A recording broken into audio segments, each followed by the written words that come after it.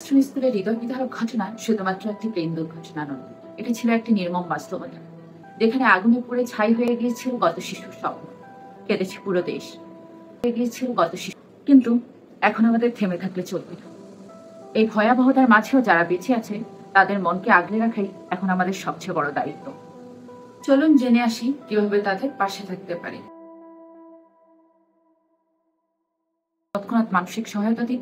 শিশুরা ভয় বা আতঙ্কে থাকে, তাই তাদেরকে জোর করে কিছু বলা বা জানার চেষ্টা না করে শান্তভাবে শুনুন। তাদেরকে বলুন, আমরা তোমার পাশে আছি, তুমি একা নয়। তার কাউন্সিলিং এর ব্যবস্থা করুন। শিশু ও অভিভাবকদের জন্য ধারাবাহিকভাবে পেশাদার মনোবিজ্ঞানীদের সহযোগিতা দিন। প্রয়োজনে গ্রুপ কাউন্সিলিং আয়োজন করুন। ভাব প্রকাশের সুযোগ দিন।